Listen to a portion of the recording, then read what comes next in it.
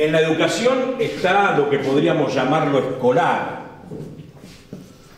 Muchas veces se critica que no es conveniente trabajar con el cine, porque el cine es absolutamente autónomo al sistema educativo.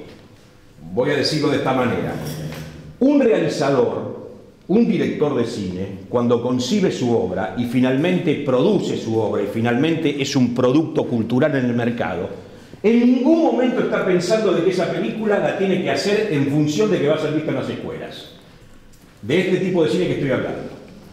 De manera que, prima facie, ese material no está pensado en función didáctica. Es más, los directores de cine, los artistas, se escapan del didactismo. Porque el verdadero cine, si ustedes quieren, el cine profundo, el cine artístico, para decirlo de alguna manera, es un cine de metáforas, es un cine de sugerencias, es un cine de connotación, no es un cine obvio. Entonces, puede ser una película incluso sencilla, pero sencilla en lo que es la historia, la forma de presentar lo narrativo, pero no por eso deja de ser profunda.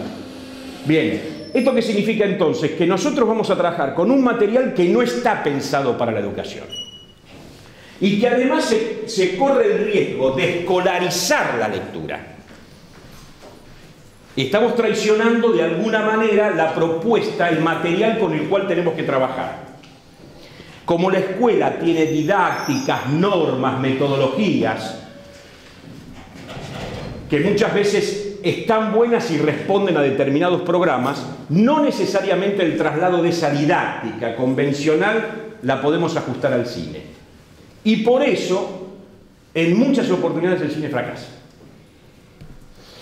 Entonces, ¿tiene solución este problema? Primero tenemos que legitimar el cine en el ámbito educativo. No creo que funcionen las cosas que no están legitimadas. ¿Por qué el cine ficcional le puede ofrecer algo al sistema formal de educación? En primer lugar, porque el cine es comunicación. Lo podríamos enrolar dentro de lo que son los medios masivos de comunicación. Nosotros en general cuando hablamos de medios masivos enseguida pensamos en televisión, pensamos en internet, pensamos en radio, pensamos en los medios convencionales, y a pesar de que el cine es un medio convencional, no lo metemos en nuestro imaginario como un medio de comunicación social. Sin embargo, es anterior a la televisión y es el soporte fundante de lo que ahora está generalizado en el mundo, que es lo audiovisual.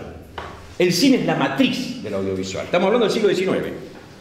Entonces, en principio sabemos que es comunicación. Nadie puede negar, absolutamente nadie puede negar, que el acto educativo es lo que más se parece a una comunicación. Es más, el acto educativo es el acto de comunicación más perfecto que hay. No vamos a hacer un desarrollo teórico ni filosófico de lo que es la comunicación, pero naturalmente cualquier docente acepta que la comunicación es un acto connatural al proceso educativo. Hay diálogo, o supuestamente debiera haber diálogo entre el docente y el alumno, entre el alumno y el docente, y hay una cosa que es fundamental en la comunicación, que es el lenguaje.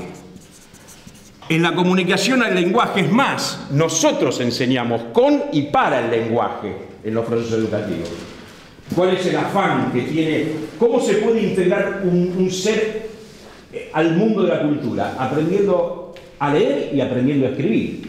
Es decir, aprendiendo, luego alfabetizándonos de alguna manera. El cine, esto es materia de discusión, pero yo en este momento voy a tomar partido. Abierto a cualquier discusión, pero tomo partido. El lenguaje del cine, para algo que puede ser familiar a nosotros, tiene su propia gramática. Y esa gramática tiene mucho que ver con la gramática de la lengua que a nosotros nos enseña. Para que haya lenguaje tiene que haber articulaciones.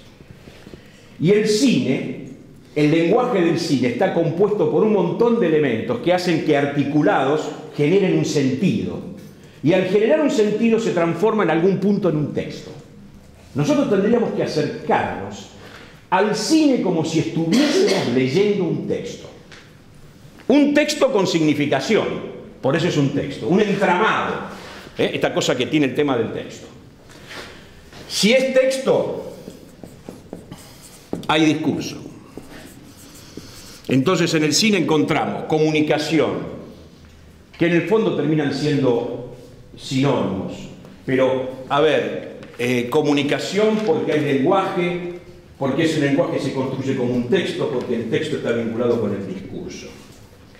Si hay discurso, hay ideología.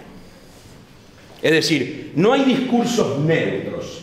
Cuando hablo de ideología no estoy hablando de ideología necesaria y únicamente ideología política, en los términos convencionales. Estamos hablando, si ustedes quieren, de idea de cómo uno se para frente al mundo. El concepto que hay de hombre, de mujer, de trascendencia, de lo que fue.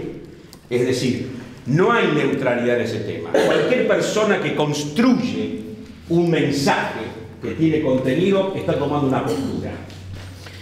Entonces, ya tenemos elementos o empezamos a tener elementos suficientes para justificar por qué el cine podría transformarse en un recurso sustancial en el acto educativo. Nadie puede negar la importancia que tiene que una sociedad sepa leer. Y ocurre que si yo me capacito, si yo ingreso al mundo del cine y le saco el provecho que tiene como lenguaje, si yo penetro adecuadamente en esta propuesta, no logro solamente que aquel que saque los beneficios de una lectura del cine aprenda a ver cine. Esto podría ser la primera instancia. Aprende a ver el mundo, que no es lo mismo. ¿Por qué? Porque esto pareciera ser una afirmación grandilocuente. En primer lugar, porque en el cine, y en este cine, sigo con esto, ¿no? El cine lo que hace, ¿por qué la gente le gusta el cine? Olvidemos del aula ahora. ¿Por qué la gente va al cine? ¿Por qué la gente consume películas?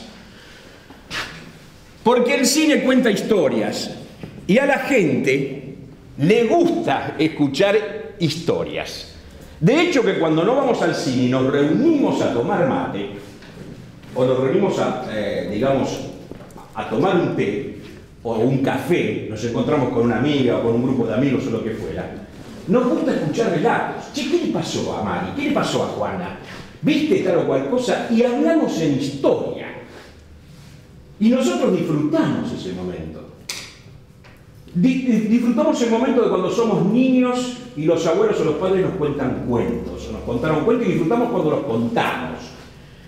Todo es historia. La historia gusta.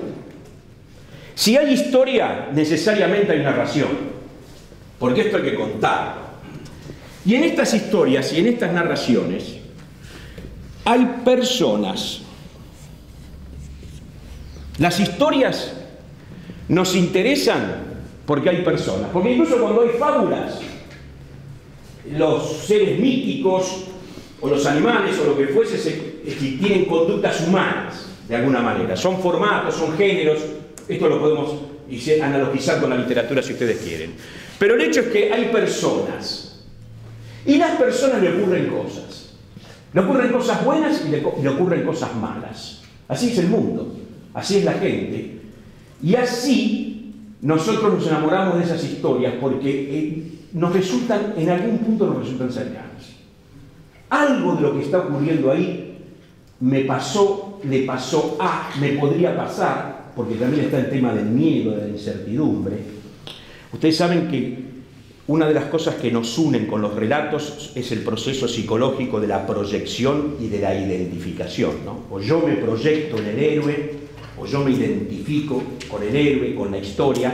Entonces hay como una especie de acuerdo dialógico entre el cine y la persona. Es decir, hay un vínculo, si no yo me desvincularía enseguida. Hay algo que me provoca un interés. Entonces, acá aparece una problemática que es especialmente atendida. Acá ya podríamos, por ejemplo, hacer una especie de diversificación entre el interés que puede tener un crítico de cine en acercarse a la obra, en principio digo, y un educador acercándose a la obra.